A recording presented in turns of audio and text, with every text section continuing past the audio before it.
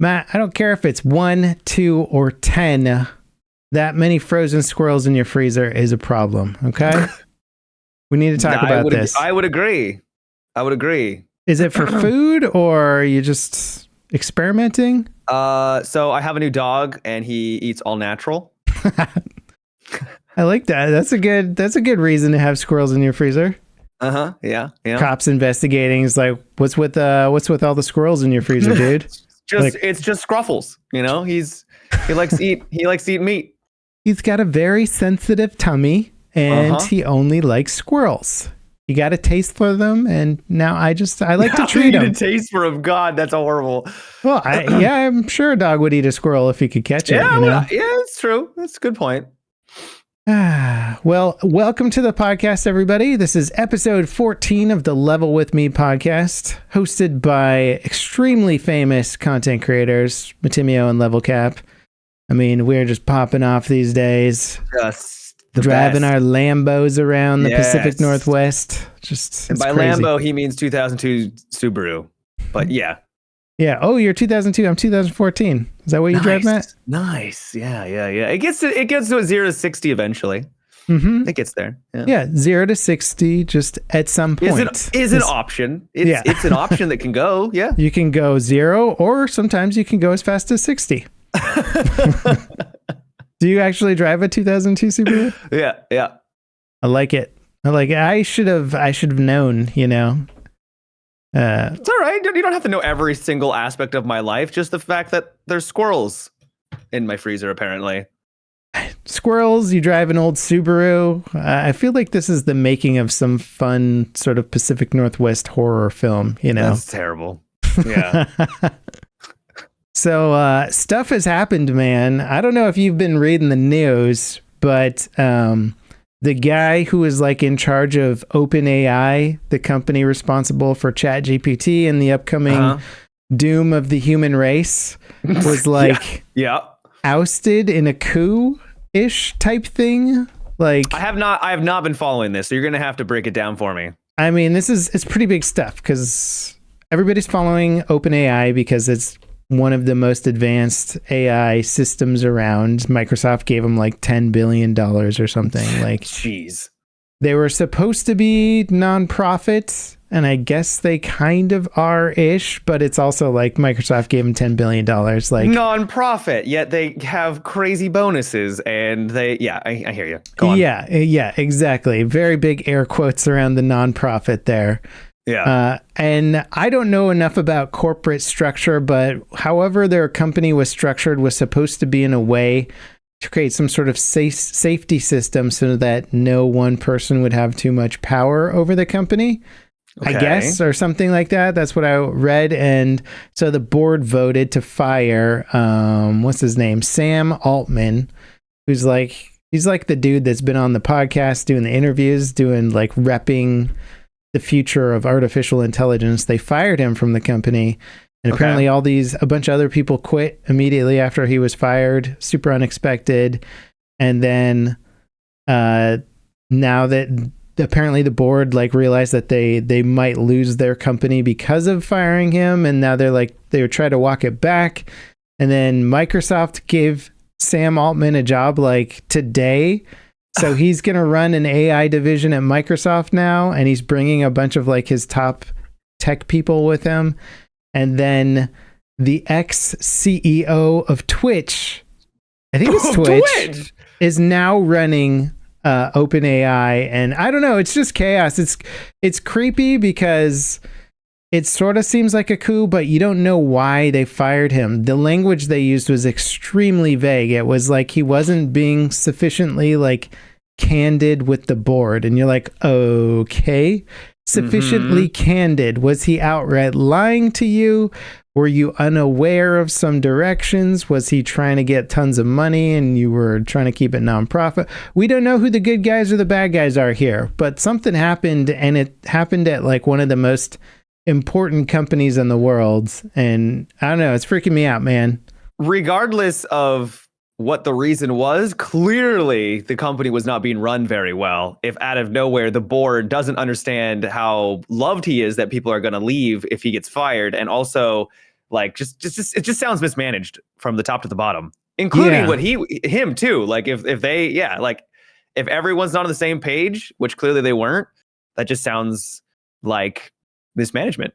Well, I think I don't know if mismanagement is like quite a deep enough word, because the division on what people want to do with AI and the safety protocols has been like the main topic of debate, right? Is like, do we progress forward full speed ahead and just kind of figure it out as we go and hopefully not die to some sort of super intelligence that we build? They're not making but keep going. Yeah. Yeah. Well, I mean, that's the argument, right? Is like at the point that we figure out that we accidentally made super intelligence, it's like it was over yesterday, right? It's like you're already done. Like it's already gone on the internet. It's taken over, all of the power grids in the world, and now it's our master now. Yeah, we got to go back to the Stone Ages if we want to get away from it, basically. Like, do you like farming? So, but what people have brought up is that the nonprofit corporate structure was designed in a way so that they could out the CEO or the person in charge if things were not going in a good direction or it was dangerous. Which seems reasonable. Right. But then they did, and now everybody's like, don't out this guy, and it's blowing up, and you're like, well, was he a bad guy in the first place? We don't really know, because nobody's really saying anything concrete. They're saying not sufficiently candid. Oh, okay. Is this the guy who runs around with like a backpack where he can like nuke his own servers? That might... I know there's a dude. Is there a guy with a kill switch or something? Yeah, he has a kill switch for his own company, basically, where there's explosives or something, and it will just take out the servers that are in charge of his AI or something. I'd love to see the insurance. How much they pay for insurance to have like C5 placed around their server farm. The engineer's like, don't hit that button over there or we all die. Like, yeah, I doubt it's to that extent. It's probably something, like more... A robot pulls a plug out of the wall or something. Yeah. The Roomba turns on and pulls the plug out of the wall and all the servers turn off. Yeah. Yeah. Little do they know the AI is taking over the Roomba. Yeah, that's the thing. It's got to be some sort of, the kill switch is going to be controlled by the AI, right? It could be something... It could literally just be, it dumps, some sort of like not water, but some sort of liquid onto the servers. And then that causes all of them to. You're thinking way too crazy, Matt. You just cut the power. You don't need to like physically destroy all the hardware. Like that's what they described it as. Literally destroy. Oh, really? Yeah. Set off some sort of super magnet bomb in there that like wipes all the hard drives or something. I'm thinking, I read fantasy, okay? It's got to be severe. It's got to be wild. It's got to be crazy. It couldn't be a digital kill switch, though, because if the computer takes over everything, it owns the kill switch now, right? True. It would figure it out. So you'd have to have like a smoke signal or like shoot a arrow with fire into the air. And then like some dude who works there is like, pull the plug. God, the beacons are lit. Yes, the beacons. Exactly. They got enough money. They got billions from Microsoft. Why not just build a really advanced beacon system? I'm sure they could make as many beacons as they wanted from here to the other side of the planet, and hire the people to actually do it too. Yeah. So that's the latest. Everybody's heard about it. I was like playing at a playground and I just started talking with some other like dad on the playground about it. Little Timmy comes up. Hey, you hear about the AI? I was telling all the kids, terrifying them about their future in which they will all be slaves to their machine overlords. Yep. Cute little batteries. Yep. Oh, God. God damn it. That's horrible. Yeah, that was kind of one of the worst plots of The Matrix, was like that they would use us for batteries. I was like, this makes no sense. Yeah, it doesn't make any sense at all, yeah. Build a tower that goes above the clouds. There you go. Now put some solar panels on there. It doesn't make any sense. No, we're going to make the most advanced simulation ever and farm people on. Yeah, if you can build a tower that tall, just build the tower with solar panels on it. Makes it pretty cool, though. It's a cool story. Yeah. I liked it. Wind power. There seem to be a lot of storms in the future, No, it's only solar. People. No people geothermal, no nuclear, nothing. Just solar and people. Yeah. Well, also it's like we're not cold fusion, you know? No. We don't just generate more power than we consume. And they're like, yeah, but then we feed people to people. And you're like, yeah, but you're not, what are they feeding the people? They're feeding the people.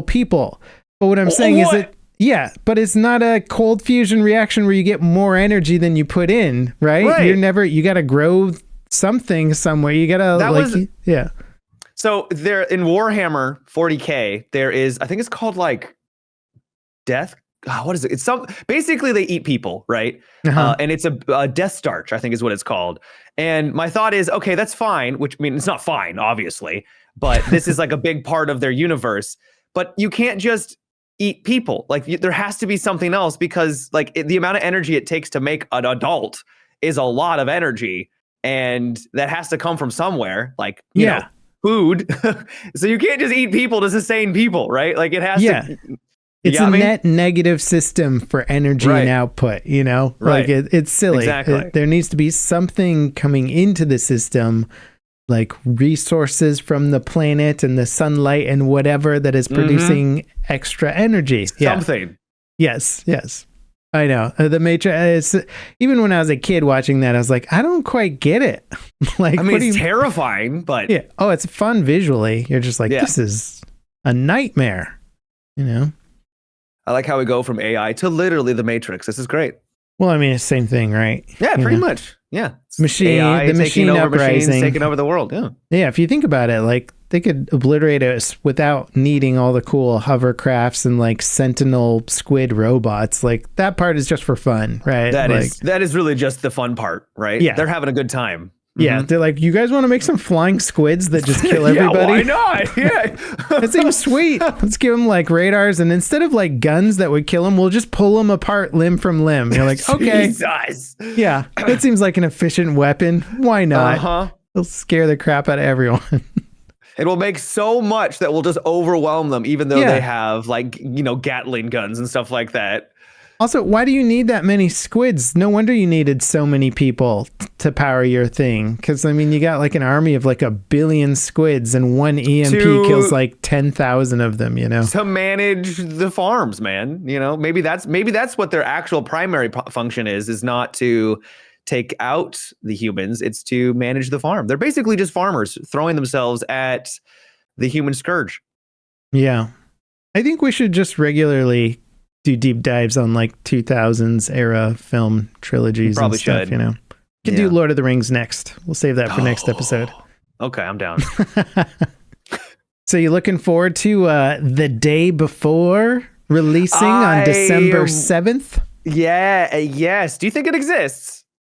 I think something exists, and I think it's going to be massively disappointing. Yeah. I think you're probably right. I think there is a game, but what the game is not what they're representing and showing off. Well, also, did you see the latest trailer that they showed off, or whatever it was, gameplay demo? I did, yeah. And before we get any further, Day Before is like a zombie apocalyptic game where you are. They describe it as it's kind of a blend of Tarkov and The Last of Us. And you're in a city. You're scavenging for resources. There's other players who are also scavenging for resources. So you could maybe get in conflict with them. You got to fight zombies. So it's like basically the game everyone's been kind of waiting for in terms of zombie apocalyptic games. But also a very generic mashup of every popular zombie related genre, right? It's like DayZ meets every other zombie game you ever thought about. You're just like, yeah, it's all the stuff you guys want and we're making it. Trust us. Yeah, trust. I mean, they even had like the Snowpiercer games with all like the mud and how mud shifts around and that will affect the vehicle. They had like that in the trailers. Like you have that entire system. Yeah. Like an entire game is dedicated to just this. Yeah, you're like, that's the thing that they built proprietary technology to make a game around. And they're like, we also have that. And you're like, I don't know. It's like, sure you do. Okay, well, I'll believe it when I see it. Well, so some of the controversy for people who are like, what are you guys even talking about, was when they announced this game, there was a trailer for it that looked very promising. It looked pretty incredible. And a lot of people were like, this feels like just a trailer and not like if they actually made this game, it's going to be huge. But the company had some history and it didn't seem like what they were producing was something like a realistic product that they were actually making. And then sure enough, there was like a little bit of gameplay showcase stuff later and it looked very just like asset flippy. And I was talking to some devs about literally. it. Yeah. I was talking to some devs and the run animations are all just stock run animations and everything. And so it was like, okay, so is there even a game here or are they just making Unreal Engine trailers basically? Well, it goes further than that too, because they're using assets from like the store that you can just buy, which isn't inherently a bad thing. That's okay. I'm fine with that if you make a good game. Yeah, they're doing that. But then you go like deeper and they copy like other trailers almost like frame by frame, but in their own engine. They've copied dialogue from other trailers. Like it came out that they've copied pretty much word for word from Red Dead Redemption 2 and Cyberpunk. Like certain snippets and then just like wove that into their I didn't trailer. catch that part. That's amazing. Yeah. 100% basically word for word, not like an entire paragraph, but like in a sentence here, a sentence there, and it's literally word for word. My God. And all of these things by themselves looks like, okay, that's a little strange, but you put them together and it's starting to form a picture that this game is probably not what they're claiming. If that's the foot that they're leading with, and then you're like, okay, well, what's the gameplay going to be like? I imagine it's going to be just as crappy as those copied trailers. It's going to be like barely functional and almost certainly no like interesting balance or direction with the gameplay. But I'm going to get my popcorn ready for December 7th. Either way, it's going to be entertaining. I'll probably play it and check it out. Sure. Once again, like it has a lot of neat ideas and cool things, but I don't know if I believe it. I don't even know if I would call it ideas versus just like, let's just take all the stuff everybody else is doing. It's a neat stolen ideas from every other genre. I mean, not to say that other games aren't just all repeats of the same ideas, but I just have a feeling that because everything else seems to be sort of stolen as an idea or a concept from something else, I can't imagine the game has its own unique direction to it other than like, let's put like Bugattis into this overgrown city. What was that? I know. What was that? They're like, you like cool cars? People like cool cars. Forza's big right now. Let's put Bugattis into the zombie game. You're like, okay. I mean, I don't know if that would be my car of choice. I would want to drive. Yeah, the one vehicle I'd want to drive around in an apocalyptic situation where it's going to be difficult to move around regardless is a Bugatti. Yeah, something super loud, not suited for off-roading at all. At all, yeah. Limited storage capacity. Yeah, if anything's on the road at all, you can't just like go over it. Yeah. No, it makes sense as an apocalypse. I'd rather have a Toyota Corolla than a Bugatti in the apocalypse. Yeah, at least one will go several hundred miles before I need to refuel it. The Bugatti's like, I only use like premium fuel or the engine explodes or something. And that's the thing that always bugged me about. I mean, it doesn't really bug me, but fuel doesn't last. It doesn't last forever. And so when you're like 10 years in the future, it's like all the fuel is now worthless. You have to somehow be able to refine it again or something. I don't know. But it doesn't last very long. I mean, if enough people died so that all the gas stations were still full of gas and all the cars still had gas in the gas tanks, that could probably last you a while. But well, no, I think the gas itself degrades. Oh, so does it? Yeah, it turns into sludge. I think I don't know the science behind it. We're talking about petrol for anybody in the UK. Yes. Yeah. Yes. Gasoline is how we refer to it in the old United States. I'm sorry, aluminium for all of you. Yeah. I love that. I love the difference between it's one word, aluminum. No. Aluminium. The first time I heard a British person say aluminium, I was like, what are you talking about? Yeah. I have no idea what element this is. I was legitimately confused. Aluminium. Yeah, no, it sounds completely different. It sounds like unobtainium. You're just like, whoa, there's a new element I haven't even heard of it. That's great. Yeah, so the day before, generic name, generic trailer, creepy company that nobody really trusts. I mean, the odds of it being a thing are pretty low, but everybody's everybody's going to make fun of it if it's terrible. And imagine if it's good. Imagine if it's they launch good, then we something win, amazing. right? Then it's great. But the fact that they're also like trying to get unpaid work as well. It's like, okay. You guys is there some sort of like crazy pre-order thing for it too? Probably. I don't even know if you could have pre-ordered it because it was off Steam for a while because they didn't own the copyright to the day before. Yeah. Was the isn't that Only Up game? Didn't they remove the copywritten assets and then is it called Only Up? Is that what the one that everyone was streaming? I think yes, Only Up. I played that. I think he had to remove it and then bring it back. Yeah, and change some things because he didn't own all the assets, and then he took it down. I think because he just didn't like the stress of it all and the criticisms and everything. That's so insane, man. Reminds me of Flappy. Remember Flappy Bird back in the day? Oh, did that guy remove that too? Yep. Yeah, dude, that's so wild to me. It's like you make a game, you spend all that time making a game, and then like people are upset about random things that I can't handle the social media side of it. So I'm going to just remove the game and call it quits. It's wild, man. You know, mental health's important. And if that's what they needed to do, but it is, I don't know how much time this guy spent on Only Up.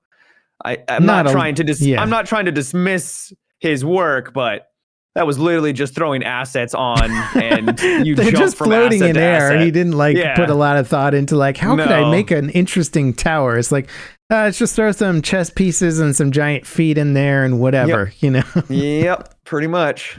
It's a game. Trust me. But I mean, I think they made pretty good money on it. I would imagine they did at least a little bit of money. Was it like $5 or something? I think $5 to $10. It wasn't expensive. Yeah, but everybody bought it because they wanted to do the challenge. Because it was the meme.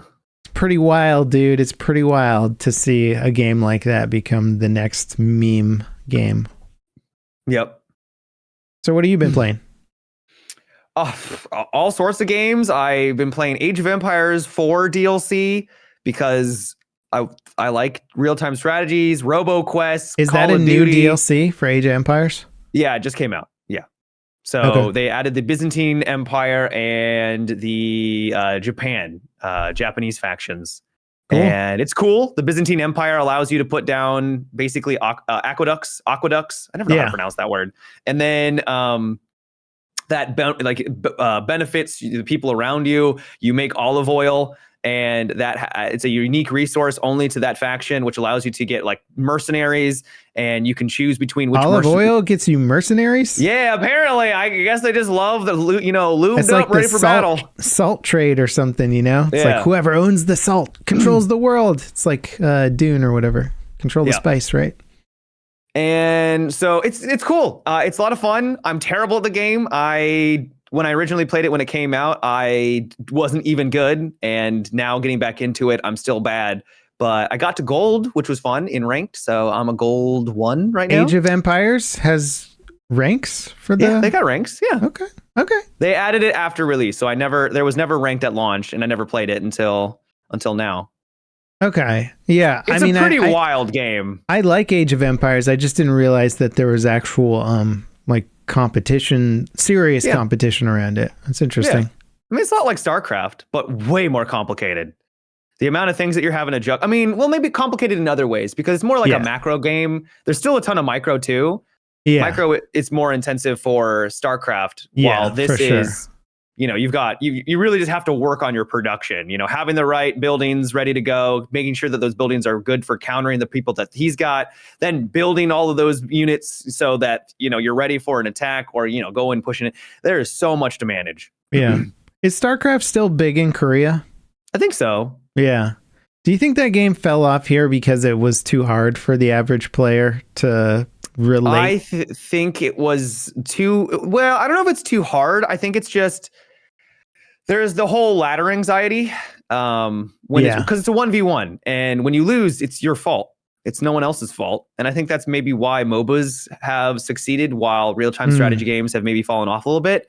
Because you can blame yourself, and usually it is your fault for maybe why you lost in League of Legends, but you got 4 other people that could have also contributed to that loss. That's true. Team sports are generally, I don't know if I'd say they're generally more fun to watch, but I end up mostly watching team sports. Nah, that's not true. I watch F1, so they have teams, quote unquote, but it's really more like you have the guy that you race with, and like, are you friends? Maybe not. It's really about maybe not. Yeah, we don't know.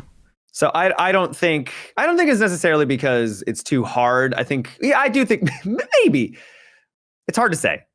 I mean, when I played StarCraft, the way I played versus watching the pros was like, we may as well be playing different games entirely. They are completely different games, yes. Yeah, and the macro-micro balance in StarCraft is something that my brain just couldn't, it felt like stress to my brain to even try and engage on those levels, because you're like, okay, I gotta be aware of like what my resource gatherers are doing while I'm also moving units around at breakneck speeds in the middle of a battle, and my opponent is doing both at the exact same time better than me. And so like I'll win a battle and then I'll be like, great, you won that battle, but you spent so much time focusing on troop management that I've got like 10 times more units than you now because I did the economy while you were fighting that battle. I'm like, great. It's why I like to play Myth 2 back in the day from Bungie, because it was an RTS game in the heyday of RTS games, basically. Okay. But there was no base mechanics. You didn't have a base in it. You just had an army. And so you would march it around the map, and the maps were kind of cool. You could have like 3v3 maps or free-for-all maps. So was there any way to replenish your units at all? It's like, or once they got taken out, that was it? In single player, you could find more units, around the map like you could with a traditional RTS, but I don't think there was too many replenish mechanics in multiplayer. So it was sort of like wisely. You had to use them wisely. You could set up booby traps and lure somebody into a battle, and then like there'd be explosives on the ground and blow the whole thing up or something. Like it'd be I kind of like that because it was simple enough for my brain. And then StarCraft was like the big one. I'm like, how is this the biggest one? My brain can't even handle this game. Like it's way too much. That's how I felt because the matches can last 40 to 50 minutes in Age of Empires. Oh my God. And I think to myself halfway, I'm like, I literally have to like breathe. I have to like breathe in, be like, okay, relax, chill out. It's okay. And then think about what I need to build, and then build those units, and then just keep it pumping. It's not a chill game. It's not chill. Like you think like a first person shooter would be the high intensity.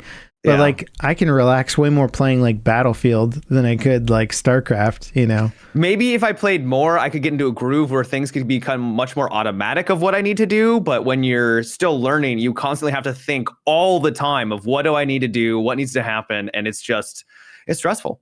That's fair. Yeah, maybe I'm just so used to shooters too that I'm sort of just relaxed with it a little bit more. Yeah, it's possible that other people are like sweating and white knuckling it the whole way through. Speaking of sweating, tell me more, Modern Warfare 3. Woo! So we didn't get to talk about it much last time because Johnny didn't seem interested, which is totally cool. I completely understand. But mean the most generic Call of Duty game. Yeah, it's like it's like the last one. You're like, how is it different? I don't know. Just play it. Yeah. I wanted to mention though the progression. Have you heard about the progression system in that game yet? I didn't get deep into it. I've played it a little bit, but not deep enough to really understand the long-term progression stuff. Well, so normally when the progression is you get to the max level and then you unlock everything, right? Or at least you've unlocked most stuff, right? But you should have all the gadgets, you should have all the weapons, you should have everything at your disposal. You might have to level up the weapons to get the attachments, but you're good to go. In this game, they've added in challenges. Those challenges are the only way, daily challenges, I might add. Oh my God, this is like a Battlefield system, dude. It's like when Battlefield was like, we're going to do progression, and everybody's like, great. And then they're like, here's our progression. And it was like these horrible challenges where you had to like get headshots while sitting on a flag and prone or something like that. And you're like, this makes no sense. I hate it. Yeah, but that was more for like weapon skins and stuff. This is for like unlocking kill streaks and gadgets and things that will allow you to. It's bad. Yeah. So you only get 3 daily challenges a day, or like every 12 hours or something. I don't remember. It's okay. So you some of them require 8 8 challenges to unlock. Like some of the kill streaks require 8. Now, once you've completed all of them, you can then get a win, and that will count towards the challenge. But that means you basically need to get 8 wins, which isn't guaranteed, right? Like you can you can go on a long lose streak, and it could take you hours just to get one thing unlocked along the line. The ones that are also reliant on your team performing too, and you're like, I have no control over that. I have a tiny bit of control over this, but really not. Yeah. And some of the challenges require gadgets that you can only unlock with challenges. It seems weird that they're trying to change it now, because I feel like the previous games were more or less fine, right? Like they weren't like, there was grindy to get the skins, but to get the actual stuff you needed, it was just like play a bunch and you'll get it eventually. It just seems like more and more for retention, right? They're just trying to think of more ways to keep people engaged for longer. It's like, oh, they're just cruising through this at Mach 5. What can we do to slow them down? Yeah. And this is their solution. And it's not enjoyable at all. It just feels like a wall for no reason other than for engagement. I will say I was a bit tickled by playing the old maps remastered. It's fun. The actual gameplay is pretty fun. The maps are good too, and they evolved them in cool ways too. I enjoyed some. I don't remember the names of any of them, but you know, there's the one where the tank escort mission in the city. Oh, the war map. Yeah. Yeah, that one, like, I remember playing that map a billion times, you know, and like it was a good map, and then seeing how it evolves into the missile silo and all that. I was like, oh, this is a fun way to evolve the map and sort of relive the classics, but in a new way. Like, I can appreciate some of that stuff. And that was the original Modern Warfare map, not Modern Warfare 2. Oh, was it? Yeah. Interesting. So they kind of blend, and I think it also, so the first part I think is brand new, and then it goes into Crossfire. I think it was Crossfire. That was the original Modern Warfare, and then it transfers on over into like the silo section, and that top silo I think is also a Modern Warfare 1 map. Okay, so it's like blending a couple of maps together. Yeah. Okay. It was neat. I thought it was cool too. It's a cool idea. Can I tell you something embarrassing about? I'd love to hear it.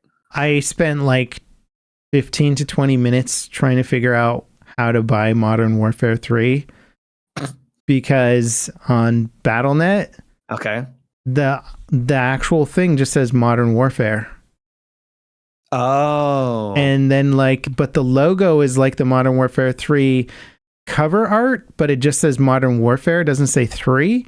And I was like, yeah, it's confusing. I was so confused. I was like, am I buying a different game right now? Do I already own this? What is happening? It says it's new, but I'm like, the new game is Modern Warfare 3.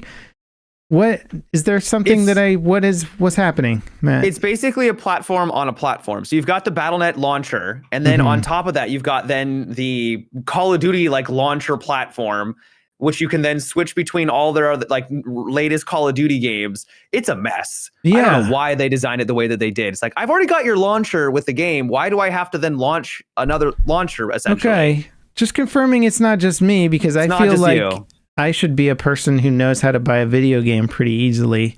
Yeah. And I was like, am I about to drop like $70 or whatever the heck they're charging for that game on like the wrong Call of Duty? I don't know what I'm buying right now.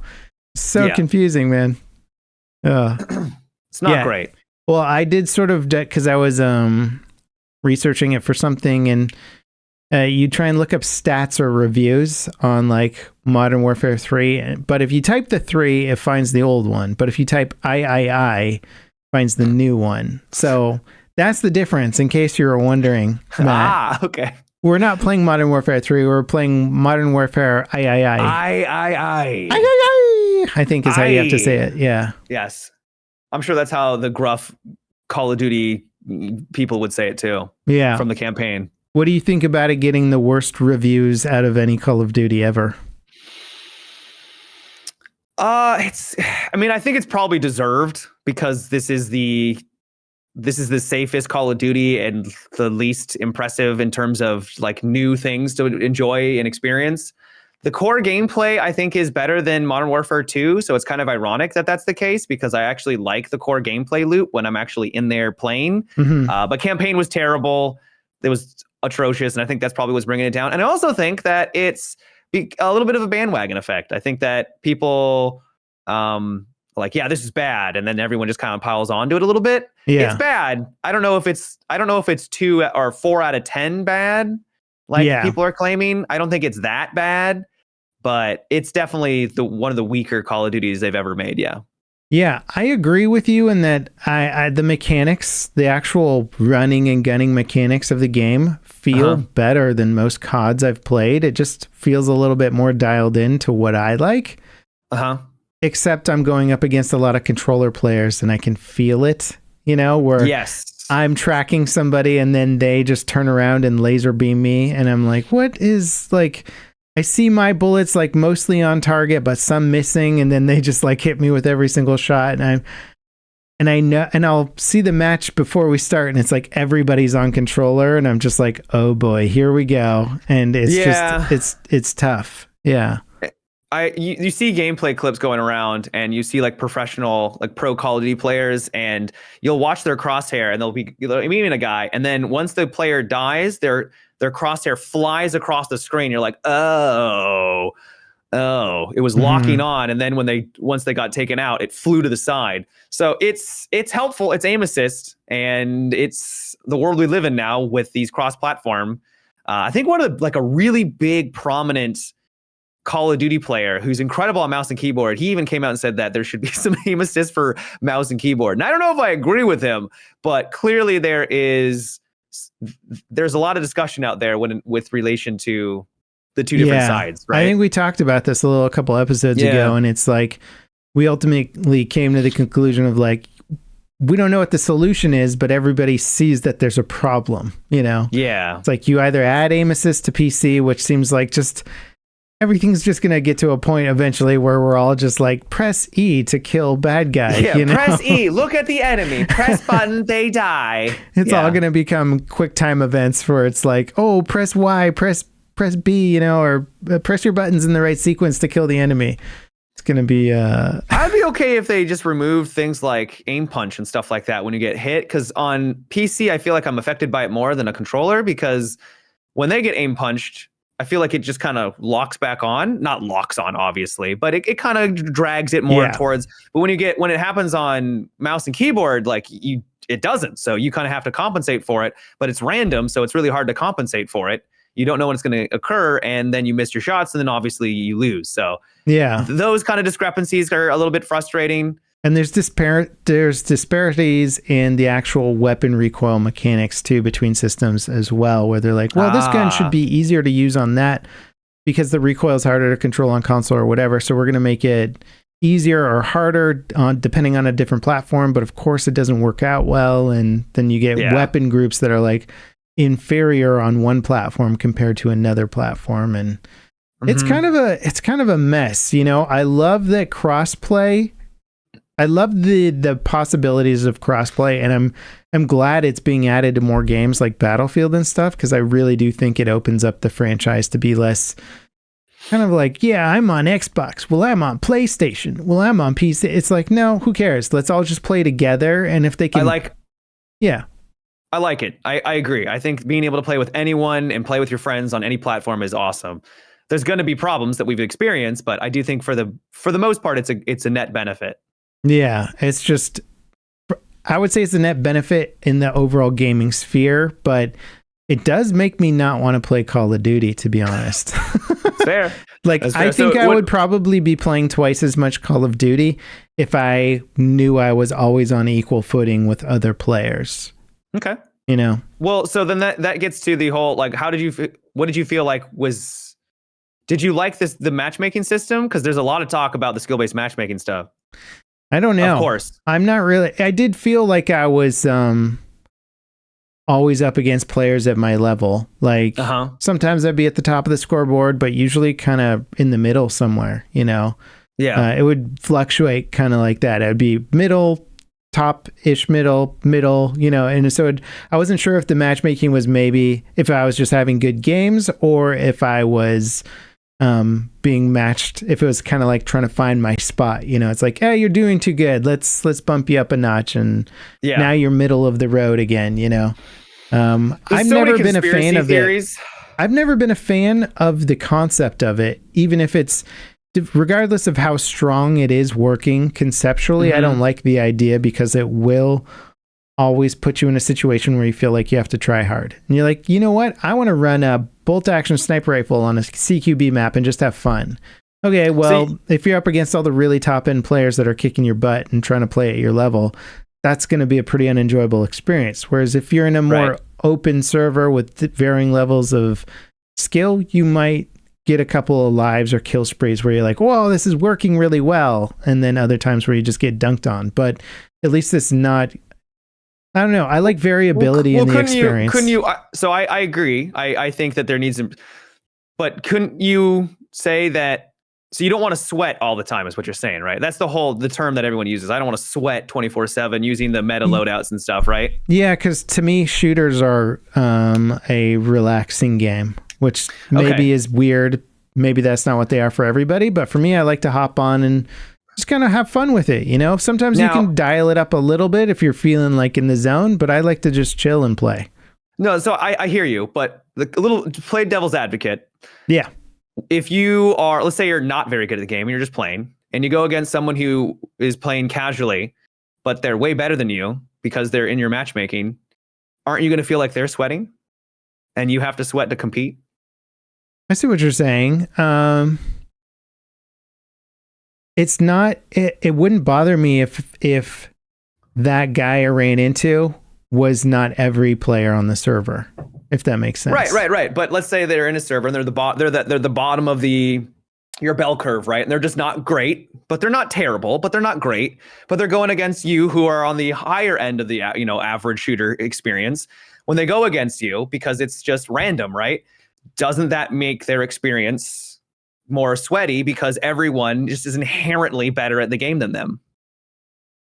Yeah, I think the gameplay experience is different for different skill levels, right? Because I don't think that every single person is like, if you're a high skill player, you're not going to run into a lot of people that are way better than you, right? You might every now and then, but for the most part, it's going to be rare. You'll be at the top of the food chain. And then if you're a medium skill player, you could be running into better and worse players. And if you're a low skill player, I mean, it's just going to be a different experience for you. I think low skill players, either you're going to get better very quickly if you stick with it, or if you're not going to get better, then you just have to be more comfortable with a negative KDR. And there's a lot of people I know that enjoy games where you can contribute in other ways too, like healing, reviving, distributing stuff. And I think shooters have gotten better at that, where they're like, yeah, if you're not like the fastest on the draw or the most accurate, you can still be a valuable member of your team. And so I feel like low skill players can enjoy the game too. But do you see where I'm kind of going from with that? I do. I just always feel like having the variety, I don't mind. I like the idea of seeing sweaty and seeing low skill. But yeah, if you're low skill, you're not going to see a lot of lower skilled players, right? You're going to either see equally matched players or better players, right? I guess the point I'm trying to make is that having it could be completely random maybe isn't necessary, but having something that's a little bit more varied would be fine. I think the debate about the matchmaking system in Call of Duty is that it's just not done properly, or it's not done great, so that it just feels like either the games are way too close all the time and you feel like you really do have to try hard all the time, because it's nice to have some variance every once in a while. Having a person on the enemy team who's kicking ass, that's fine. Having some people on the other team that are maybe a little less worse than you, that feels good to have that variance. I just disagree with the notion or I don't completely disagree with the notion, but having those people at the bottom just always being at the bottom and never having a game with people around their same skill level, I just feel like that'd be really frustrating for them. Yeah, no, that's fair. And I think some games actually have the low newbie skill lobbies. Bracket. Yeah, the newbie lobbies, and then everybody else is more free for all or something. Right. That makes sense to me, especially if you're trying to slowly ease people into your game that might be complicated to them. You don't want them to just get slapped around for the first couple hours that they play and hate it. So Also, Yeah, in very few situations in life do we ever not have skill brackets. Like if you join a basketball league or something, or you don't have Little League going against the MLB, right? Like there's always going to be ways for you to learn the sports or learn whatever you're doing against people that are relatively around your same skill level. There's always going to be some variance there, but you're not going against high schoolers when you're in middle school, right? Yeah, and I think I think for different types of games, the difference is very drastic. So like if I went and tried to play basketball with one of the best NBA players, like I wouldn't score a point on him, right. It would be complete shutdown, not even, it wouldn't be a game, it'd be like him, like, what are you doing? And me falling on my face. Yes. But in, say, Call of Duty, you can get a kill here and there on a better player, right? Even on a player that's much better than you. Sometimes you just drop in behind him, you get lucky, whatever. You get lucky. Yeah. So I think in those games, you have a little bit more leeway. Whereas if you were playing like a combat flight simulator, well, you're never going to win against the better pilot. Like pretty much ever. They're going to just dunk on you the whole time. So in those situations, you could see like, yeah, maybe skill bracket makes more sense in those types of situations. I feel like there's more flexibility in the shooter world to have more open games, right? Where you have greater variety of skill levels. I know, but maybe that's my Battlefield background too, where COD is very much like run your route, peek your corners. It's a casual game too. Yeah, that's true. I realize I'm playing devil's advocate because I find the whole topic fascinating. I love the conversation from both sides because I think both sides get a little crazy. Yeah. I think that the skill-based matchmaking in Call of Duty, the reason why it's so controversial right now is that it's not really done very well, and it could probably use some improving. One thing is that absolutely needs to prioritize ping and connection. You should try to. I think getting people around your level is fine, but it really needs to prioritize your ping. It sucks if you are at that high level and it's always putting you against people that are like across the world because that's all it can find that are around your level, right? That's not fun. And I do think they need to widen the bracket, right? Like it just shouldn't be so. I think they should matchmake people with common interests. So that the voice comms can just be more pleasant, Oh, yeah, that would be nice too. Forget skill, just do like. Do you guys like Lego too? I like Lego. I like fantasy books. You guys want to chat about the new Brandon Sanderson Sunlight novel that I just finished? You don't really care if you're getting slammed on by some dude who's way better than you, or you're just dunking on noobs all day. You're still having some good conversation about fantasy and stuff, right? Yeah. So I agree with a lot of the points you made, but I think it's a lot more complicated. And it is complicated. It needs to be improved for sure, though. Yeah, it's one of those things where there isn't like a blanket statement that can really fix it. It's sort of like, I like this idea more, but there's probably a bunch of nuance that I'm not thinking about, or that also has to be happening for it to ultimately work out the best for everybody. Yep. Yeah. Well... Yeah, anyway, I mean, people seem to be liking the mechanics of the game in general, but it's just such a weird... it's not a good look for COD. It's not. I think this is probably just going to hold them over until the next one, and I'm assuming they're hoping that one will just hit it out of the park, because this one was not well received, and it's getting dunked. I don't think it's a 4 out of 10. I don't think it's that bad, but it definitely deserves the criticism that it's getting, especially for the campaign. I will, you know what? I want to give them some credit for whipping together a game last minute. Like 18 months or something like that. Yeah. Whipping out a game that's technically a game. It's not like, it's not as good as their other games, but it is a game. And you're like, wow. Because I mean, if DICE tried to do it, it wouldn't work. We've seen them try and do it, and it doesn't work. We've literally seen them do it. It was Battlefield 2042. Yeah, and it just didn't work as a game. You were like, did anybody play test this before you launched it? No? All right. Cool. Pretty much. Yeah. So, Matt, you want to hear more about Star Citizen?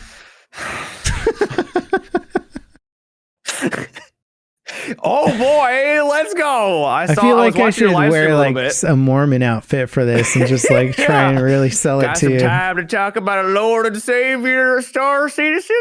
Yeah. The game is at $630 million revenue right now. It's cranking it up during the big sale month. The multi-$1,000 spaceships are selling out in like a second. They go on these little How are they selling out? It's a digital product. Well, because, okay, they're not letting people buy as many as they want. They are trying to semi-regulate the distribution of the super massive ships in the game, because they don't want everybody to just have a capital ship, you know? Oh, okay. In theory. And the thousands of dollars isn't enough of a deterrent to make sure that not everyone... Well, I mean, Jason's in chat and he owns 2 Javelins. Well, he's ridiculous and he doesn't count. Yeah, he does. Well, yeah, I know. Well, I don't know. The whales are like this. How many whales are there? A lot. I was doing the math, actually. So there's 4.9 million people who have bought at least the basic game package of Star Citizen. I'm one of them. Yes. And the game has raised about $630 million, which breaks it down to an average of about $128 per person. Well, the average person did not spend $128 on the game. Nope. Like, you got to wonder how much that's weighted towards the whales. Like, because whales are spending, I mean, like, there's rewards at like $25,000 spent. And what do they get? They get a spaceship skin, Matt. I'm not even kidding. A singular spaceship skin. Congratulations, you spent enough money to fund basically someone for an entire year. And Here's a skin. I have seen multiple of those skins in game. So good God. There's obviously a bunch of people spending that 25 grand eats up a lot of those, $128 pays. There's a lot of people that only spent $45 to get into the game. Yep. And haven't spent I would say probably more. the majority of people have only spent $45. So I think the whales are like a huge portion of the overall game funding. And so I don't know how it works with the big ships, but they regulate them to a certain degree, but they also don't give us the numbers of how many they've sold. So they're like, yeah, we're regulating it. And you're like, yeah, but by how much? It's sold out. Mm-hmm. Yeah. Are there 100,000 people with javelins? Like, we don't know. No, there's no way. No, I don't. I think that would be crazy. That would be too much. That would be wild.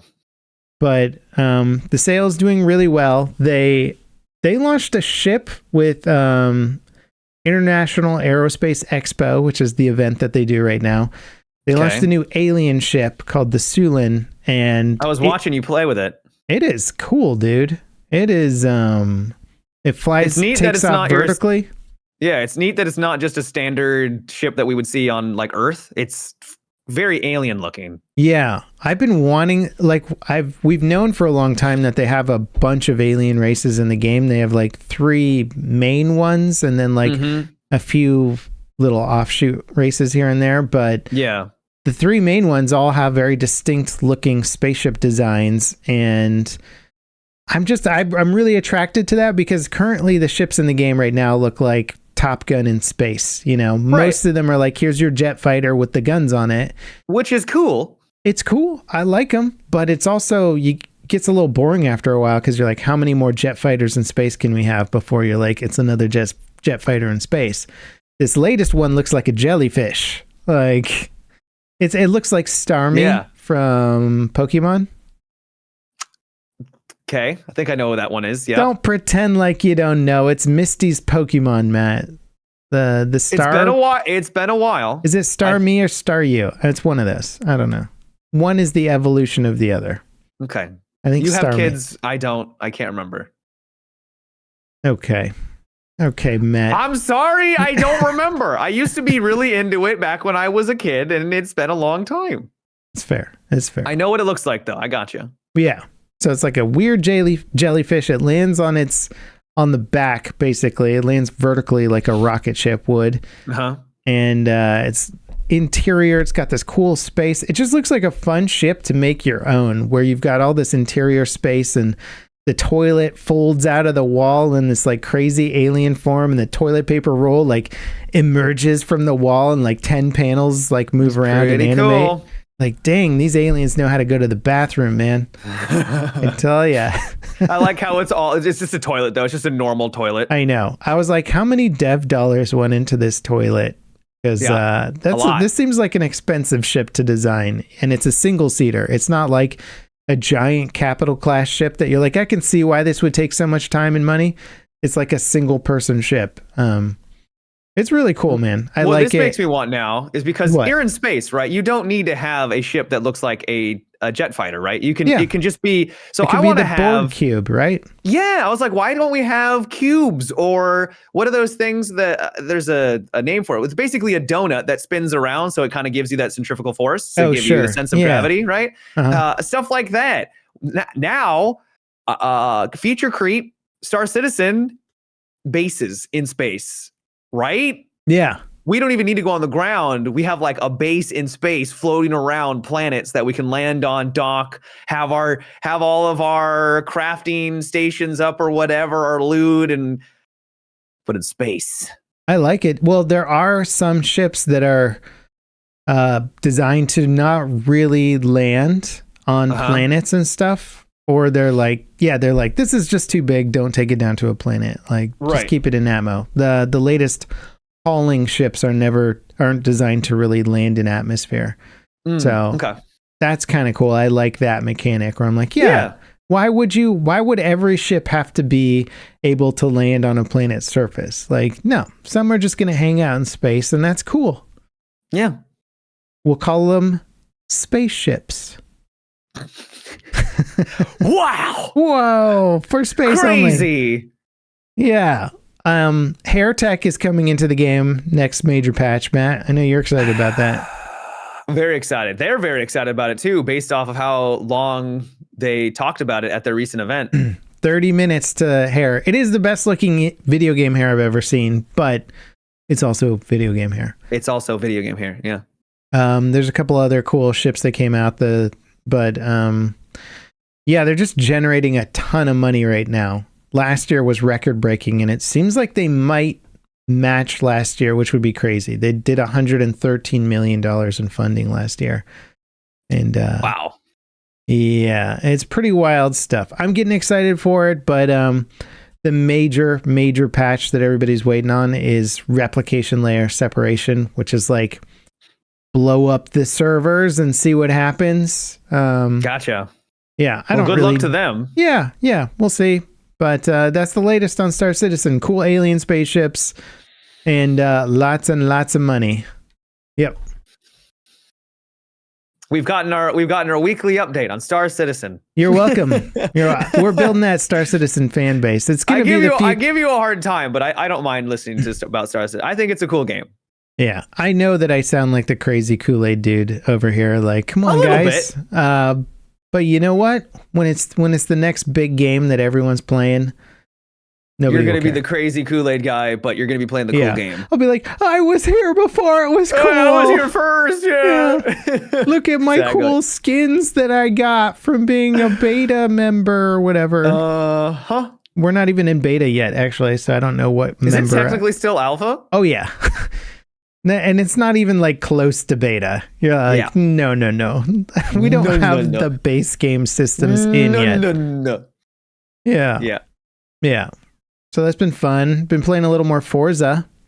Cool. Is that going well with the wheel still? Yeah, it is. I decided to mess around with the 1990s era Formula One cars, and holy God, are they fast? It's like a different game. Entirely. The acceleration on them is just unreal. When I played that, I prefer kind of like middle of the road. I don't like the older cars or even like your normal, like technically would be a fast car. I kind of like I like to race, right? And I like the semi-fast, but I don't want to go like F1 where it's just what's semi-fast? Like a BMW, like M2 or something? Somewhere around there, yeah. Okay.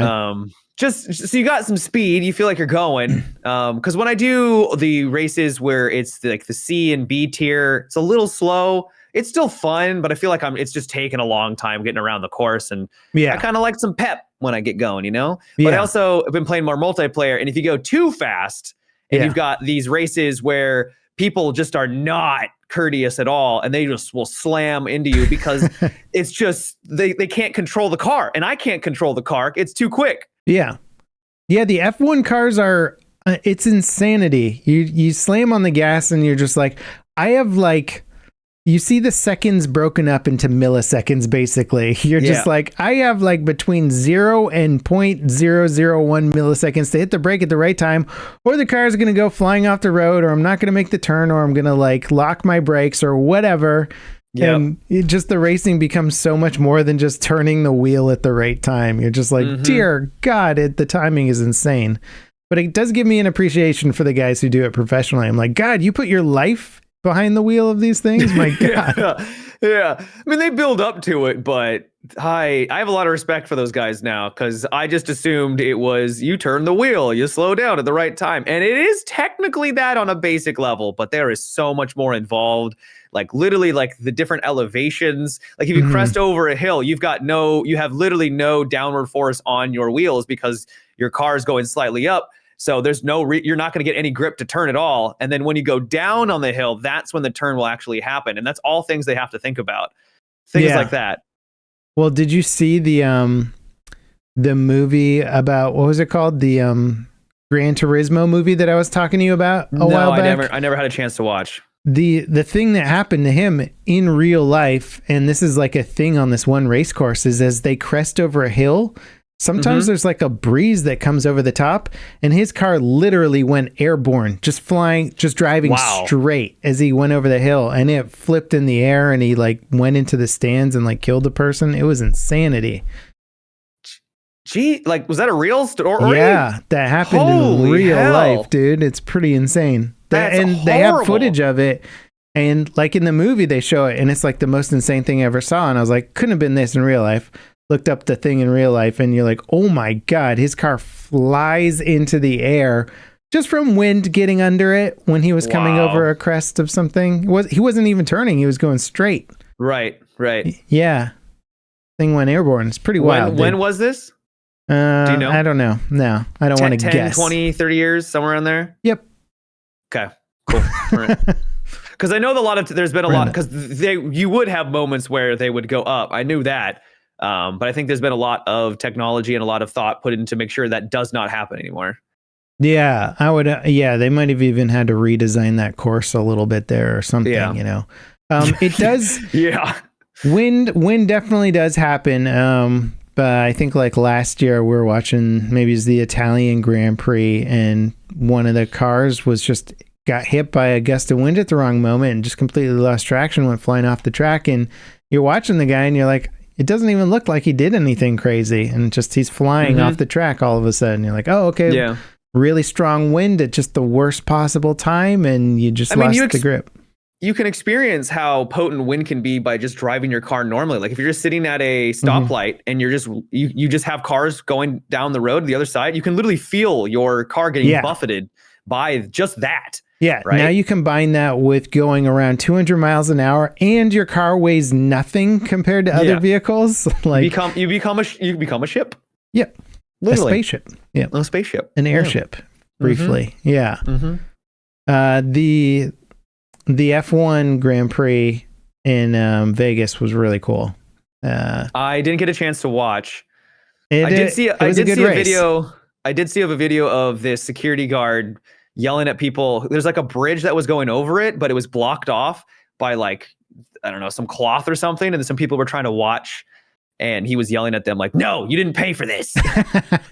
There was a bit of fan drama where people got kicked out of the stands at a weird moment, and they had paid to be there. And I don't know, that like there are some things that were not handled well. One of the biggest dramas of the race was during practice, which is a couple days before the race. They're trying out the cars, trying out the track, trying out moves and passing on other drivers and stuff, just to get a feel for it, make sure, because it's a brand new circuit too. So practice was especially important for this one. Right.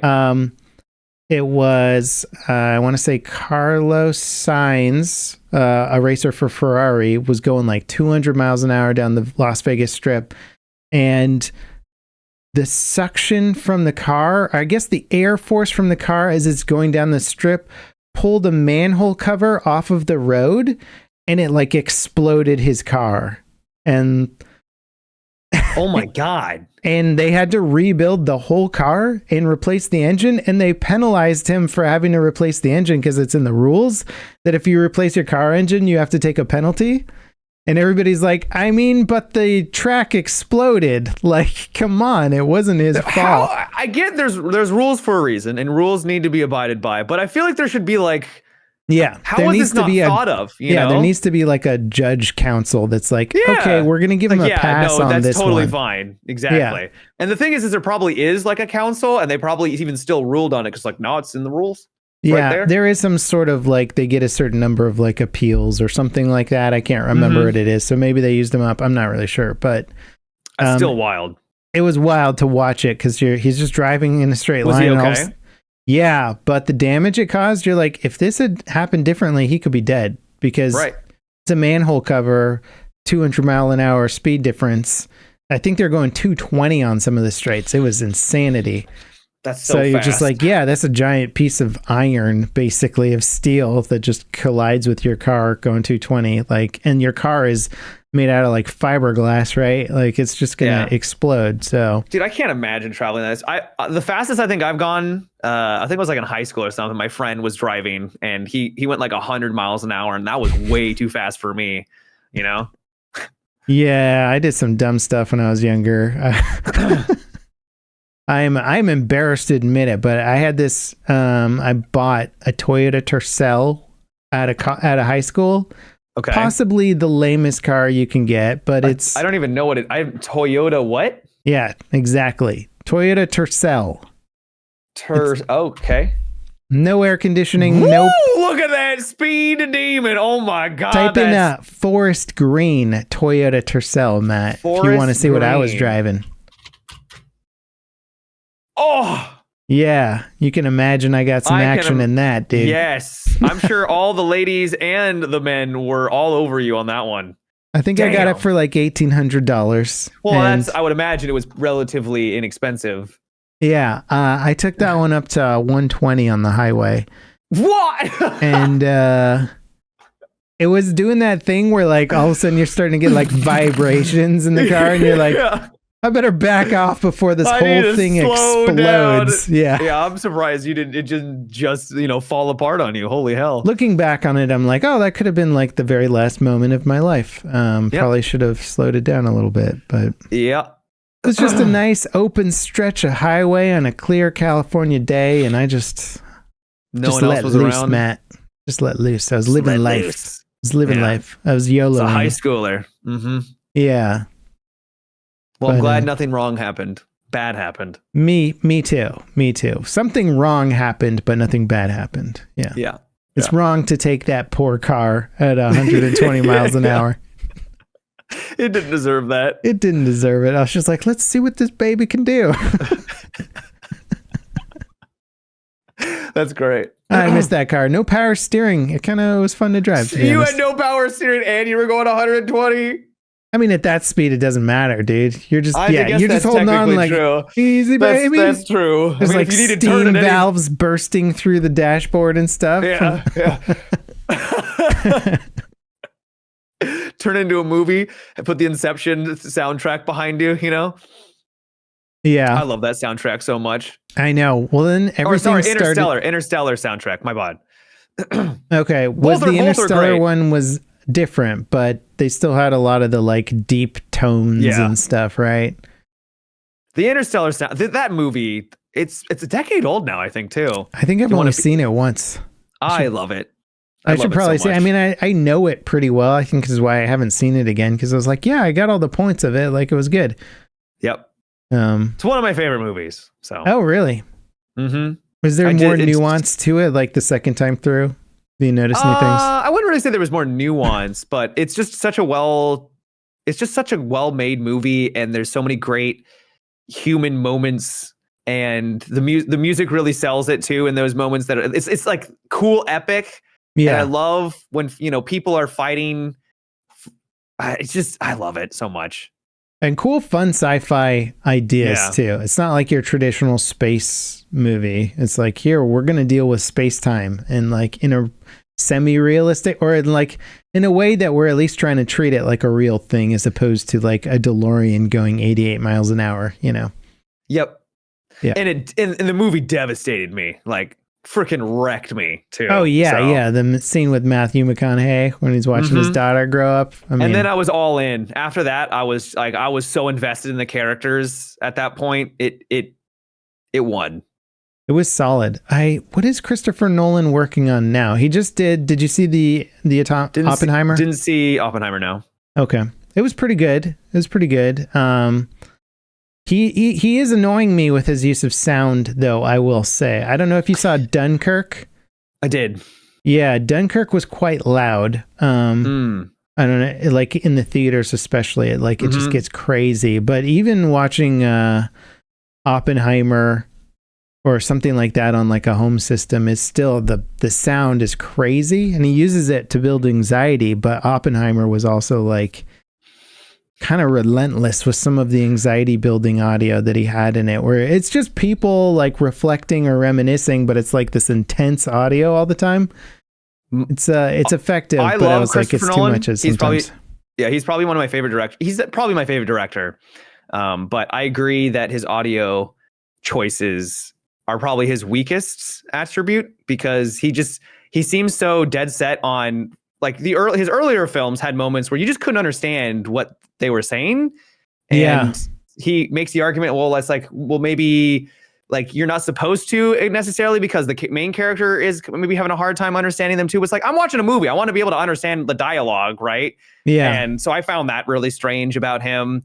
So it doesn't surprise me that Oppenheimer takes some of that to another level, or, just continues on with that trend. I'm a big fan of him because he's a filmmaker that's trying to do stuff differently, and that's always interesting, even if it doesn't always work. I found Tenet really hard to try and enjoy. I wanted to like Tenet. I was like, this is going to be awesome. And then I just walked away confused and baffled. Yeah. I was like, I could watch that again and try and figure it out like everybody did with Inception, Inception came out and you're like, that was fun and crazy, and I want to see it again to try and figure out the nuances of it. And I think that's what's so great about a well-crafted one of those mystery sort of mind-bending movies, is that the crumbs were laid well along the way, and they're big enough that when the twist happens, like what was his what was it called? Memento? I haven't seen Memento. I should. What was the magician one? What is it? What is that called? Do you know what I'm talking about? The Prestige. The Prestige, yeah. Prestige is fantastic because you're like, oh yeah, that makes so much more sense of why everything was happening. When it all comes together, you're like, oh, so a second time viewing would enhance it, because then you're going to really notice all of those moments, but you still notice the moments because they were prominent, right? Yeah. And then if they don't, it's not executed that well, you probably have a movie like Tenet where you're like, what? I don't know what it was about Tenet. I think it was he was trying to make it too confusing, and he succeeded to the point where it was so confusing that by the end of it, I was like, I'd have to get out a notepad on the second viewing, because it's just everything is, you're like, wait, what?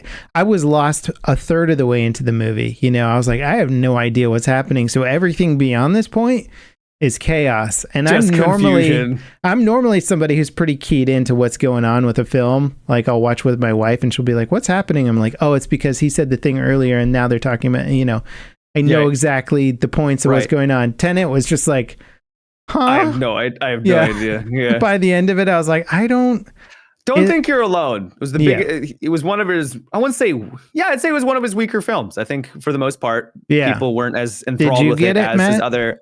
No, I haven't seen it yet. No. He's one of your favorite directors. Go watch his movies. And because I'm just lame and I don't go watch movies anymore. You don't even have to go anywhere. You can just hit rent. Just hit rent. Yeah, I know. Well, I'm sure you didn't watch it because of all the glowing reviews it got. People were like, I don't understand. Yeah. That was another reason, yeah. Have you seen the Ridley Scott memes going around from his Napoleon movie? It's like, It's Ridley Scott's basically become kind of like a grumpy old man and just has had it with like our generation, if you will. Is he the one complaining about like superhero movies and stuff? I'm sure he has at some point. I think most older directors what are the memes? have. He's coming out with Napoleon soon, right? That's his big movie. Yeah, it looks cool. Yeah, it looks cool. But people are criticizing it for historical inaccuracies, and like his responses are all just like, "Shut up."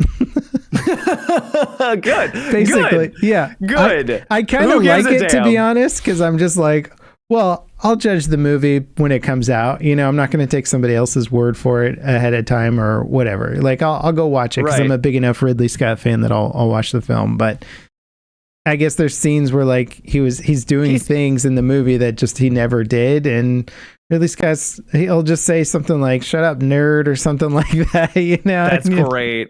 I'm like, whoa, okay, it's a movie about a historical figure, but as long as it's not wildly inaccurate, you know. Yeah, well, you got to walk that line, right? Like, because it's not a documentary, right? It's not a history piece necessarily where they're really trying for accuracy. It's still a movie trying to entertain people. Yeah. So I understand, moving things around. It's one of the issues I have with book adaptations, right? Everyone wants it to be exactly like the book. Well, it's like, if you want it exactly like the book, just read the book. Yeah. There's going to be discrepancies. It's never going to be exactly the same. It's not a religious text. Yeah. And it doesn't need to be. So I'm okay with things being moved around. Yeah. Well, it's funny that usually the criticism is like, oh, it's not as good as the book, right? Right. But I started reading the Expanse books, which are good. I like them. I enjoyed the show enough that I was like, I'm going to go read the books now because I want more Expanse and I want more context. Yeah. And I was like, I think the show actually solved a lot of the problems that the books had a little bit better. Interesting. And yeah, it was like the guys were huge fans of the book, and then they're like, you know what, the motivations for these characters don't totally make sense, or there's a couple plot holes here with like why they're doing these things. And then they fixed it in the show. And then I was thinking back while I was reading the book, I was like, oh, I like how they actually fixed it in the show. Like the show makes more sense. So that's like one of those few experiences where I was like, I think the show just did a better job ultimately. I also feel like it anchored, and I'm not saying that you're wrong. I'm just saying I noticed that something that I do is that if I listen to a cover of a song before I listen to the main song, I like the cover more than the main song. Like whatever I watch first or whatever I consume first anchors me to that. Does that make any sense? Yeah. So I'm not saying that happened to you, but I wouldn't be surprised if I had a similar reaction. It's like, I loved the show, I love the movie, whatever. And then I go read the thing. It's like, oh, well, this is different. And it's not like the things that I liked, right? Yeah, I know. You'll never know, right? Because you're like, I don't know how my brain, like, I think this is how my brain works, but who knows where my preferences lie, truly. Yeah. Truly. That's cool, though, that I've also heard similar reactions to the show and the books that they have. The show was so good, too, though. Like, that's the thing. It was excellent. So well done. Excellent. And I think the cinematography really helped sell a lot that you can't get. You just don't get that in the book, right? Yeah. How do you make spaceship combat that's happening at like thousands of miles away from each other? How do you make that cool? Well, they showed it really cool. Like they made it look really cool. Exactly. They follow the missile as it comes out of the ship and then flies through space. And then you see the countermeasure fire coming at it and like other missiles exploding and then the impact. And you're like, whoa, that was cool. Even though the ships can't see each other and they're thousands of miles away, I still get to understand the nuances of space combat to a degree. I would always get so hyped during those scenes too. Oh my God. They're so epic. I love the nuance of that show too, because I always wondered why they would arrive at a planet like Mars and their ships would be backwards, right? They would have their propulsion facing the planet. I'm like, why are they? It's because they're slowing down, right? Yeah. They're just using the propulsion of the big engine to slow down. It's like, oh yeah, that makes sense now. Well, also, it just looks so bizarre. Did you catch how they do it? So there's no artificial gravity in the Expanse. So they generate the gravity by accelerating at 1G towards their destination. And then when they're halfway there, they flip the ship and start decelerating at 1G. So they always have one Earth's gravity on the ship. And that's why they're built vertically, right? Oh, I never caught that. Isn't that cool? That's so cool. And then in combat, they all strap in and they're like, shit's about to get crazy. Like G-forces in every direction put on your spacesuit. We're venting the ship. It's just like that. Those are the details that you're like, that's cool as heck. That's really cool. Yeah. Dude. It's such a good show. I know. I love sci-fi. I wanted more of the Expanse. Like it definitely left me wanting more at the end. I was like, that was an okay conclusion, but I'm glad that at least they gave it at least a shot at the conclusion, right? Like they wrapped up most of what was happening and I'm happy with it. Like it's about the journey, right? It's not always about the destination. Dude, how on board would you be for like them showing like one of the earlier Martian Earth Wars or something like that? Like a show about that? I would be down. Sign up for that in a second, man. Mm-hmm. Or completely shift gears and give us a Red Rising show. Red Rising? Red Rising is it's one of my favorite books. It's a science fiction novel, and it's fantastic. Basically, the solar system has been it's been populated, right? It's been colonized but they have a social structure of different colors of groups of people. So you have the golds at the top, and then it goes all the way down to reds and everything in between. And it's about a guy at the bottom who lives on Mars and doesn't realize that there's all of this above him. And it's sick. It's so good. Oh, nice. That's like classic Asimov era, like sci-fi stuff, which is like class-based warfare and social structure stuff, but all told from the perspective of sci-fi.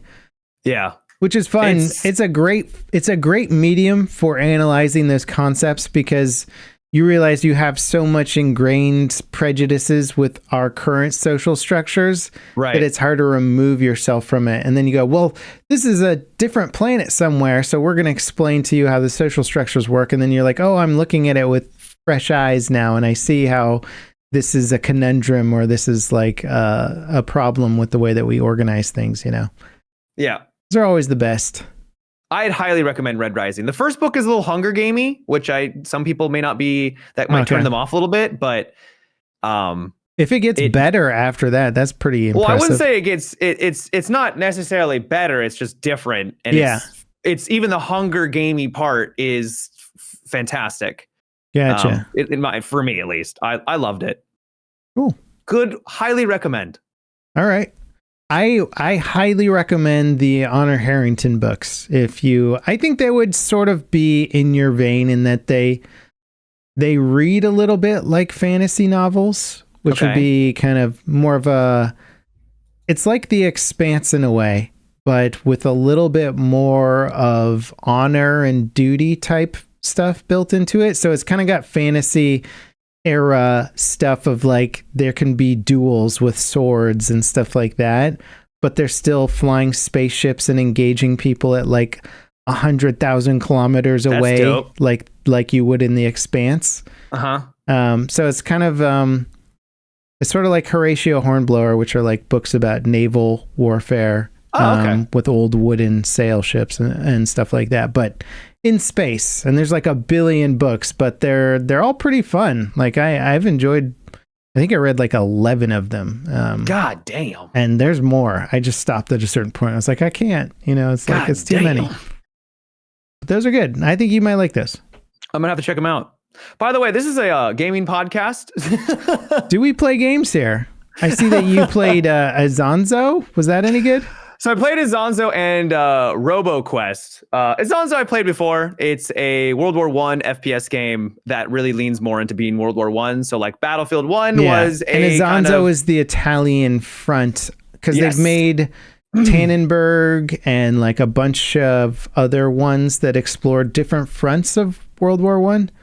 And Isonzo is the Italian front, and they just launched a DLC that's like Snowy Alps or something, right? They had a free weekend, and the game was on sale, and then that allowed them to boost their players significantly, because before I think they were only having maybe a couple hundred, which isn't great. And I think they got up to like 4,000, something like that. So 3,000. It was a good boost. So I played that. It was enjoyable. It's it's very basic in the sense that everyone's using bolt actions for the most part, and you're going to get absolutely wrecked because that was World War I, right? Yeah. It's more true to form in that sense. And the people that know the maps dominate you too. Oh, dominate. Yeah. Because you're just like, where'd I die from? Yeah. They'll be in that perfect spot. You'll have no idea where they are, and you're just getting taken out over and over and over again. Yeah. The game that I was really impressed by, though, was Roboquest. Have you heard of that at all? No. It's basically a roguelike. So each match is pretty much you start from scratch. You get upgrades as you go. So you eventually you get more stronger, better weapons. You can be found and stuff. But you're basically this robot, and you're killing other robots. But it's just really well done for an indie game. It's tight. There's good combat. There's plenty of different build variety. I was pleasantly surprised. I'm even playing it off stream. I'm enjoying it so much. What? Yeah, I know. I didn't know you played games off stream, Matt. I do occasionally play games off stream. It's a first person shooter. I'm sort of looking it up now. FPS. Okay. Yeah. So it's got a fair amount of bosses. It's got decent amount of levels. It starts to get a bit repetitive once you kind of understand like the flow of it, but it's got like branching paths. You can take different paths to get to the end. There is a final boss. I haven't beaten the final boss yet because it just starts throwing like a million things at you and it's completely overwhelming. But I've liked it. It takes about 40 minutes to get to the final boss, so it's a bit of a commitment. And I don't think there's a way to like pause and come back later. Like if you, so you kind of have to commit to a run. Yeah. But I've really enjoyed it because it gives you that sense of progression where you start off with just like a pistol, and then by the end you're playing as this class who is immune to damage for like 4 seconds. While you're immune, you deal like your increased rate of fire, you deal more damage. You instantly reload by like meleeing the enemy, which now has a ranged attack to it. So you don't even really have to melee them. You just have to click the button and aim at them. And all of it compounds into this really interesting build that makes you feel like a god. And yeah, they've done a really good job with it. Dude, the roguelike formula it's brilliant. Like when it's done well, you're just like, this is so smart as a game design. Like you didn't have to make 50 billion levels. Right. You kept me entertained by the way that it evolves and changes each time I play it. Like I probably put more hours into Hades, than I have. That was the first thing I thought of. Most like AAA shooters that have come out recently. Like Hades was I just kept going through it and through it and through it, and it's enjoyable each time. You get a little more story, you're getting better abilities and all this other stuff, and you're like, yeah, it's just great, Can't wait for Hades too. It's just the variance in not only the enemies you fight, but you have to approach it differently based off of the weapon that you have and the build that you have, right? Yeah, and you can't guarantee that you're going to do the same thing the next time because you're like, okay, well, that worked pretty well, but I died because maybe I picked the wrong upgrade or I just screwed up here or something. But then you're like, well, I'll do it another time. You're like, well, you have completely different abilities now, and you got to re-strategize a bit. And the more you play, you can be like, okay, like, I remember this build. Like, I'm going to try this build here, and we'll go for this. You can strategize a little bit more. But in the start, you're usually just like, experimenting. You're like, I don't know, I got like some sword that shoots lightning and like all this other stuff. I think it's good, but it's there's so much depth to that game. It's fantastic. I'm right there with you, and it's one of the reasons why I've enjoyed RoboQuest. I think it's solid. It's a very pleasant surprise. That's cool. I'm glad that I hope roguelites are just like a thing forever. Like I don't see them going anywhere necessarily. I think my first love was like FTL. My first roguelike love. My first love. Oh. Yeah. Well, I just like it was one of those games where you start playing it and I don't know how many hours went by, but it was unhealthy. I was just like it just sucks you in. Yeah, I was just like, I've been playing a 2D pixel art game for like 14 hours, just something crazy. And I was just like, I don't know what happened to me, but this is the greatest game ever made. And it has that one more run kind of mentality. It's like, oh, just one more run. Yeah. Just one more run. Yeah, for sure. And then the first time you beat it, you're just like, oh my God, yes, I did it. And then if it gives you that reason to try it again, which a good roguelike will, then it gets crazy after that. Yeah. Love those formulas, man. Well, anything else you playing? I'm just like waiting for more Star Citizen to happen. See if Battlefield announces season 7 at some point. Yeah, I saw the hint that there might be a seventh season, but we don't know. Nothing confirmed, just hints. Yeah, we'll probably find out what the next Battlefield game is, before that. They're going to start teasing probably. it. I mean, it's going to be, I'm assuming this is going to be next year, pretty much a year from now. I don't think they can go too much longer before the fan base is like, hey, do something. Poking it with a stick. Play, move. Yeah. They also have a lot of money wrapped up in it. And if there's one thing that I know about EA is they're not just going to keep putting money into it, hoping that it turns out well. They're going to stop at some point. So there's a time limit. We'll just say there. They don't have forever to make the best Battlefield game ever. They have probably until holiday season next year, would be my guess. Yeah. We'll see. So it kind of feels like we're wrapping up here. Before we go, did I mention Blue Eye Samurai last time? I mentioned it, I thought. You mentioned it. Oh, so have you seen it? Or maybe I thought I mentioned it. I'm 3 episodes in, maybe 3 or 4. Okay. Are you liking it? I do. I like it. It's good. I loved it. I loved it so much. So you burned through the whole thing already? I went through the entire thing, yeah. Yeah. All right. I'm going to catch up on it. It's fun. Got distracted a few times. Oh, even Jason likes it. Holy smokes. It must be really good. It's Jason? Not for kids, even though it's an animation. No. I was actually surprised by how intense it got pretty quickly. I was like, oh, wow. They're not pulling their punches on this one. There's also a fair amount of dangly bits, too. Dangly bits. Which they've animated, actually. Yeah. Surprisingly. I'm like, really? Okay. It doesn't feel like in your face about it, even though it kind of is in your face about it. It kind of feels more natural, but it's well written. The characters are enjoyable. It's sort of like a more likable Ninja Scroll in a way, Never heard of Ninja Scroll, but I'll take your word on it. You are missing out, Matt. Okay. Ninja Scroll is so hardcore. It is ridiculous. Ninja Scroll. Yeah, it's an old anime, but it's solid, dude. 1993. I was 5 back then. Yeah. Oh wow. Yeah. No, this looks intense. It's so intense, dude. Everything I see is, what the hell is this rock dude eating blood? What the hell? Oh yeah, the rock guy. He's fun. He's fun. Everyone has like a expression on all these pictures and it's just photos. So hardcore. It's like the most hardcore samurai like anime I've ever seen, and I've seen a few at this point. But yeah, Blue Eye Samurai, the art, the characters, everything. I loved it. I thought it was very, very good. Yeah. Cool. I'm getting the same vibe being this early in the show, but it feels like it's going in a fun direction. Yeah. And the fighting's dope, and like the character balances and sort of the honor and all that kind of stuff. It's fun just to see, because obviously it's not going for a realistic show. It's more of a vengeance adventure. Kind of a Kill Bill. Yeah, a little bit of a Kill Bill vibe to it for sure. Yeah.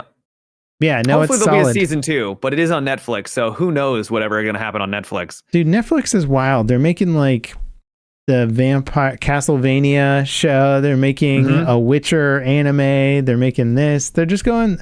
I like that they're funding all these different anime projects. Some of them are like winners and some of them are not as good, but I watched a bit of the Castlevania one too, and I was like, this isn't bad, to be honest. I wasn't quite as pulled into it, but it wasn't something that I was like, this is just inherently bad. It just had a little bit of lazy animation here and there that I was... It was fine. Yeah. It was competent. Yeah. Competent. No, that ending, though, when a certain character shows up. Whew. I won't lie. I kind of had a No spoilers. No spoilers. Just excited for that next season of The Witcher, like everybody else, dude. Yeah, I haven't even seen the most recent season. I watched one episode and that was it. And I was like, all right, I just can't commit to it. It wasn't bad, actually. It was a decent season, but I also know nothing about the books or anything, so yeah, I can't comment on accuracy or anything. So That's I'm fair. just like, it was enjoyable because I had zero expectations, you know, but those are some of the like more popular fantasy books out there. So the opinions are intense. I know not that many people like the last season. Yep. I thought it was fine. All right, Matt, should we wrap things up here? Or should we?